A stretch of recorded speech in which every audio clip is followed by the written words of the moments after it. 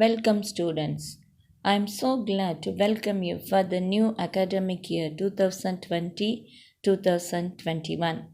Hope you all are fit and fine. Dear students, we know that due to corona pandemic, the whole country has locked down itself. So, we have started online classes. Dear students, you must take advantage of this opportunity. Nowadays, it is easy to get connection with you all, and through this, we will cover the syllabus and to carry on the flow of study. I welcome you all to join online English class. I hope to see you soon in classroom. Stay home, stay safe. Students, our Lord God Almighty says, I will instruct you and teach you in the way you should go. I will counsel you and watch over you. So, dear students, God will instruct you, teach you, counsel you, and watch you throughout this year. Don't be afraid, don't be dismayed. Realize that God is with you. Once again, I welcome you to the online English class. Dear students of higher secondary first year, in English this year you have totally 6 units. Each unit comprises of a prose, a poem, and a supplementary. In this session, we are going to focus our attention to the first unit, first prose, that is the portrait of a lady, written by Kushwant Singh. The portrait of a lady is a biographical sketch describing the bond between a grandson and his grandmother, filling the mind with reminiscence of the past. Children identify their personal relationship with their own grandparents and learn humane qualities of kindness, respecting the old, and showing concern to their relations. About the author, Kushwant Singh is an Indian novelist and lawyer. He studied at St. Stephen's College, Delhi, and King's College, London. He joined the Indian Foreign Service in 1947. As a writer, he is best known for his keen secularism, sarcasm, and love for poetry. He served as the editor of several literary and news magazines as well as 2 newspapers. Kushwant Singh was awarded with Padma Bhushan in 1974, Padma Vibhushan by the Government of India, and Sahitya Akademi Fellowship by Sahitya Akademi of India. The Mark of Vishnu, A History of Sikhs, The Train to Pakistan, Success Mantra, We Indians, and Death at My Doorstep are some of his brilliant works. Here, secularism is the belief that religion should not be part of the affairs of the state. People use sarcasm in order to criticize other people. This prose, The Portrait of a Lady by Kushwant Singh, is given in your reader, page number 1. Let me read this prose paragraph by paragraph and explain it to you. Listen carefully. Prose, The Portrait of a Lady by Kushwant Singh. Here is a story that brings out the bond between the author and his loving grandmother. My grandmother, like everybody's grandmother, was an old woman. She had been old and wrinkled for the 20 years that I had known her. People said that she had once been young and pretty and had even had a husband, but that was hard to believe. My grandfather's portrait hung above the mantelpiece in the drawing room. He wore a big turban and loose-fitting clothes. His long white beard covered the best part of his chest, and he looked at least 100 years old. He did not look the sort of person who would have a wife or children. He looked as if he could only have lots and lots of grandchildren. As for my grandmother being young and pretty, the thought was almost revolting. She often told us of the games she used to play as a child that seemed quite absurd and undignified on her part, and we treated it like the fables of the prophets she used to tell us. Here in this paragraph, wrinkled means folds in the skin. Portrait means painting or picture. Mantelpiece is a shelf projecting from the wall above a fireplace. Revolting means unpleasant. Absurd means inconsistent or illogical. Fables means tales or stories. Undignified means disrespectful. In this paragraph, the author talks about his grandmother. He had known her for the past 20 years and she had always been old and wrinkled. Once she had been young and pretty. His grandfather's portrait hung on the wall. In the portrait, the grandfather was found wearing a big turban and loose fitting gloves. He had a long white beard which covered the major portion of his chest, and he looked as if he was 100 years old. He also appeared very old, and the author thought that he was someone who could have many grandchildren but not a wife or children. The author could never imagine that once his grandmother was young and pretty, she used to tell stories about her childhood. They found these stories illogical and disrespectful because it was beyond their imagination. They thought these stories like other stories which she used to tell them. Let me read the second paragraph. She had always been short and fat and slightly bent. Her face was a crisscross of wrinkles running from everywhere to everywhere. No, we were certain she had always been as we had known her. Old, so terribly old, that she could not have grown older, and had stayed at the same age for 20 years. She could never have been pretty, but she was always beautiful. She hobbled about the house in spotless white with one hand resting on her waist to balance her stoop and the other telling the beads of a rosary. Her silver locks were scattered untidily over her pale, puckered face, and her lips constantly moved in inaudible prayer. Yes, she was beautiful. She was like the winter landscape in the mountains, an expanse of pure white serenity, breathing peace and contentment. Here in this paragraph, crisscross means a pattern of intersecting straight lines. Hobbled means walked unsteadily. Stoop means bent one's body forward.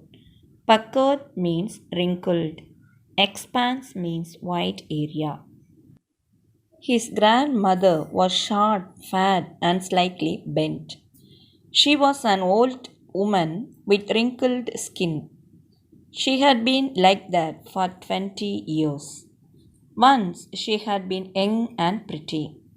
The grandmother walked about the house in neat white dress. She always had a rosary with her. She had silver colored hair which was not neatly combed and was disorganized. She always kept one hand on her waist to balance her stoop. The author compares her to the winter landscape in the mountains, which has a peaceful and calm feel. Next, third paragraph. My grandmother and I were good friends. My parents left me with her when they went to live in the city, and we were constantly together.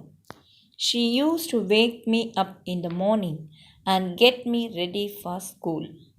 She said her morning prayer in a monotonous sing song while she bathed and dressed me in the hope that I would listen and get to know it by heart.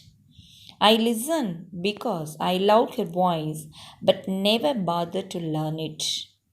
Then she would fetch my wooden slate, which she had already washed and plastered with yellow chalk, a tiny earthen ink pot, and a red pen. Tie them all in a bundle and hand it to me. After a breakfast of a thick, stale chapati with a little butter and sugar spread on it, we went to school. She carried several stale chapatis with her for the village dogs. Here, monotonous means unchanging or boring.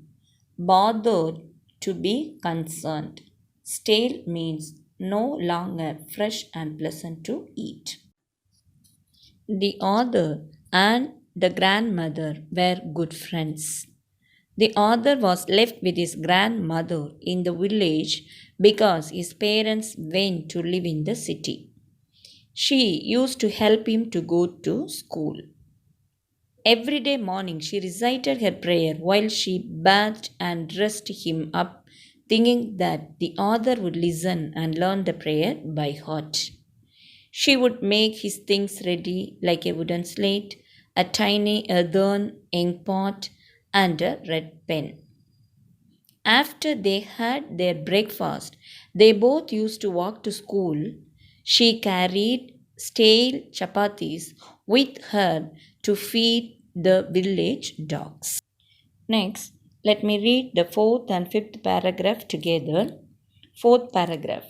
My grandmother always went to school with me because the school was attached to the temple. The priest taught us the alphabet and the morning prayer.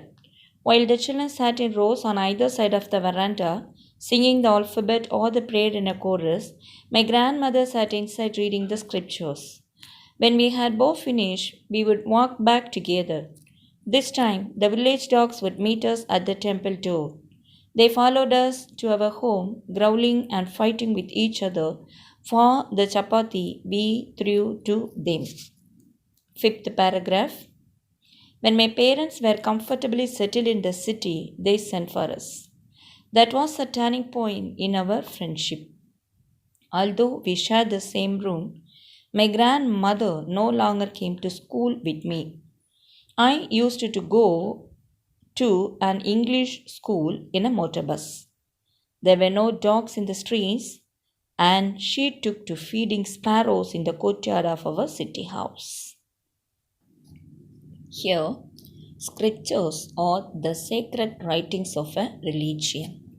Growling means making a low guttural sound in the throat. Courtyard means veranda.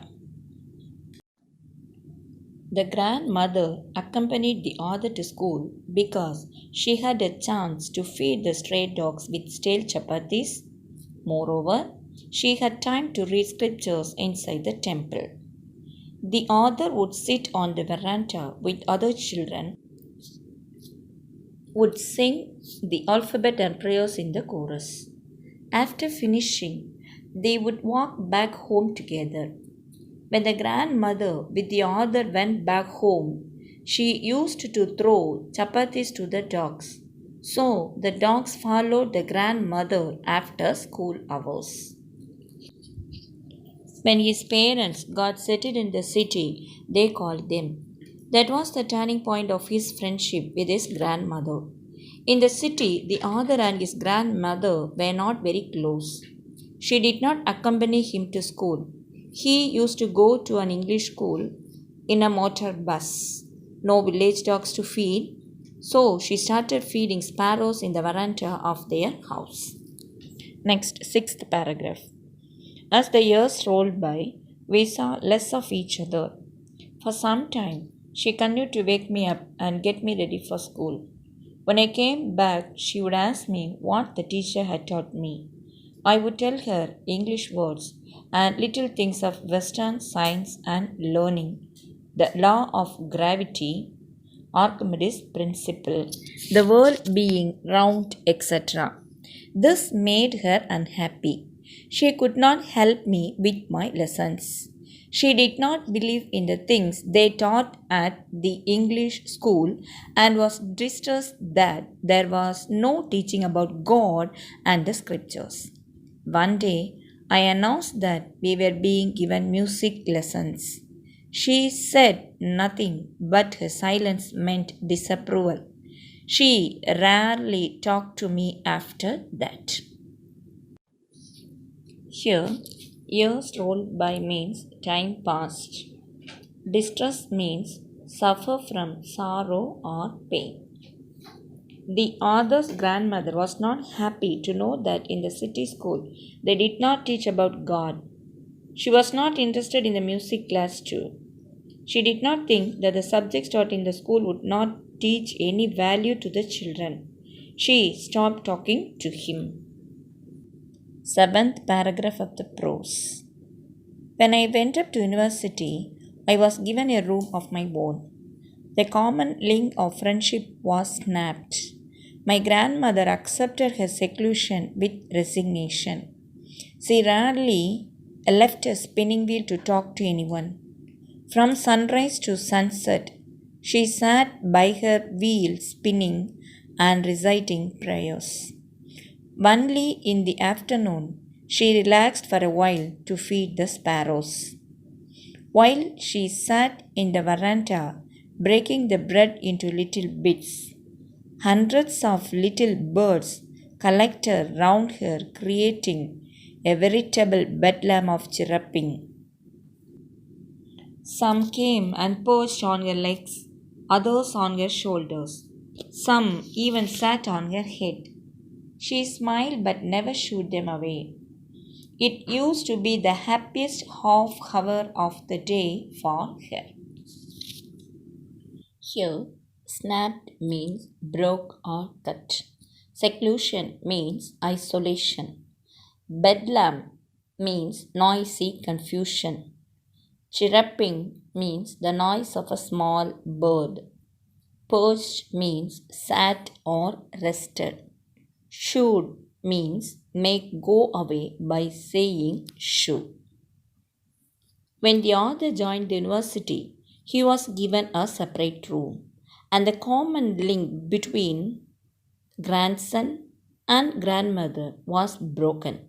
She spent most of her time with the spinning wheel reciting her prayers. In the afternoon, she sat in the veranda feeding hundreds of little sparrows with broken bread pieces. The birds would gather around her. Some sat near her, some on her legs, some on her shoulders, and few on her head. She never showed them, but always smiled. This was the happiest time of the day for grandmother. Dear students, in this session we have completed first 7 paragraph of the prose, The Portrait of a Lady by Kushwant Singh. Rest of the prose we will continue in the next session. Let me give you the gist of the first 7 paragraphs. Unit 1, The Portrait of a Lady, is a biographical sketch describing the bond between a grandson and his grandmother, filling the mind with reminiscences of the past. Children identify their personal relationship with their own grandparents and learn humane qualities of kindness, respecting the old, and showing concern to their relations. This short story, The Portrait of a Lady, has been written by the famous Indian writer Kushwant Singh. He served as the editor of several literary and news magazines. As a writer, he is best known for his keen secularism, sarcasm, and love for poetry. In this short story, he describes the love and affection between a grandson and a grandmother. It may have some autobiographical note. The grandmother was an old lady with wrinkled skin. She must have been very pretty in her youth. Her husband, the grandfather's portrait, was hung above the mantelpiece in the drawing room. He wore a big turban and loose fitting clothes. He had a long white beard which covered the major portion of his chest, and he looked as if he was 100 years old. Grandmother had always been short, fat, and slightly bent. She walked around the house in clean white dress. She always kept one hand on her waist to balance her stoop, and the other telling the beads of her rosary. The grandmother and the author were good friends. The author was left with his grandmother in the village because his parents went to live in the city. She used to help him to go to school. Every day morning she recited her prayer, thinking that the author would listen and learn the prayer by heart. When she accompanied him to school, she carried some stale chapatis for the stray dogs. While the children inside the temple learned alphabet and prayer, she sat inside and read the scriptures. When the parents were settled comfortably in the city, they called the author and the grandmother. In the city, the author and his grandmother were not very close. She did not accompany him to school. She was not happy to know that in the city school they did not teach about God. She was not interested in the music class too.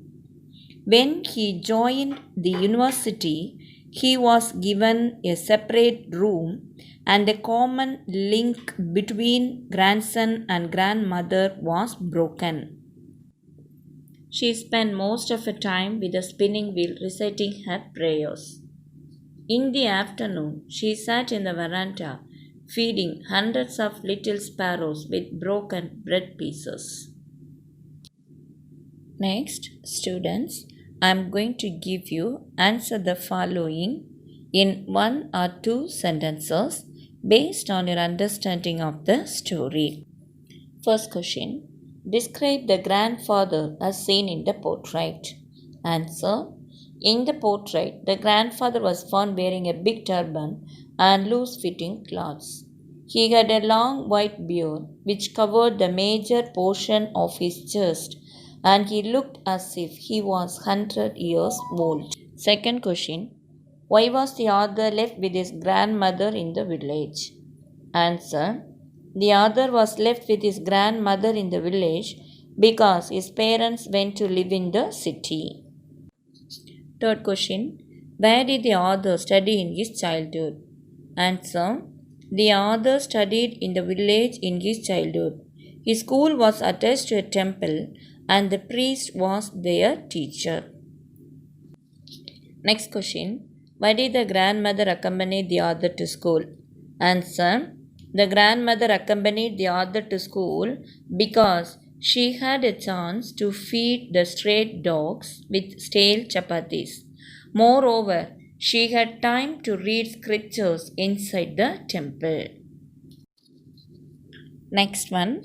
Answer the following questions in 3 or 4 sentences. Question number 1. Describe the author's grandmother.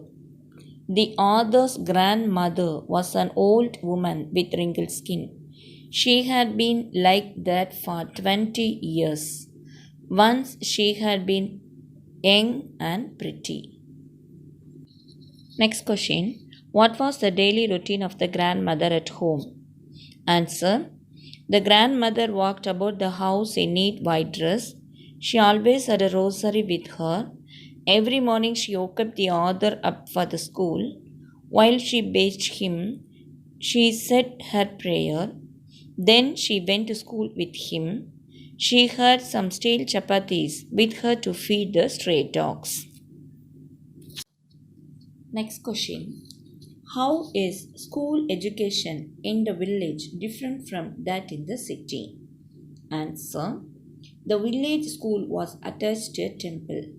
The priest acted as the teacher and taught the children alphabet and morning prayer. In the city, School is run in a separate building and qualified teachers are appointed to teach the children. There is no teaching about God and the scriptures. Next question. The grandmother appreciated the value of education. Give instances in support of your answer. According to the grandmother, children should be taught prayer and scriptures. She was very upset to know that in city school there was no teaching about God. She did not think that the subjects taught in the school would not teach any value to the children.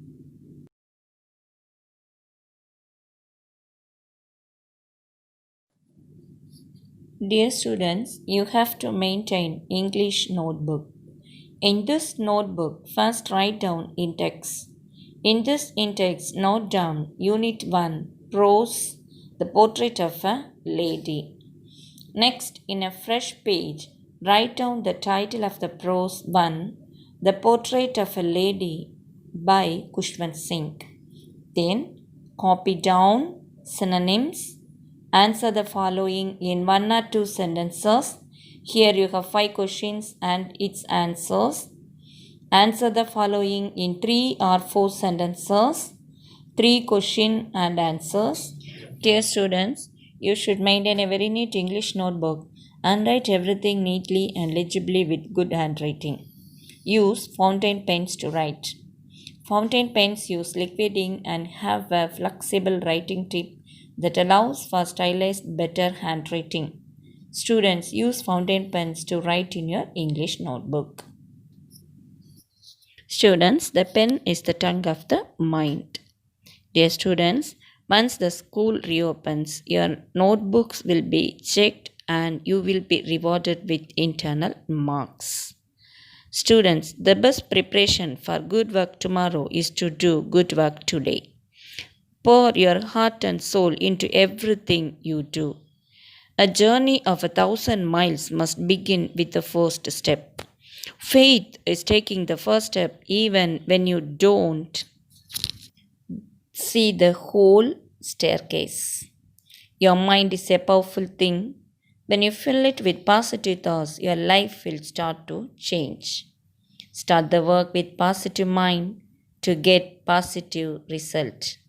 Never lose confidence in your heart and try to terminate all the problems from your path. Education is the ability to listen to almost anything without losing your temper or self confidence. Study hard, do good, and the good life will follow. I pray that God blesses you with the strength you need to get through each day. May God bless and keep you always.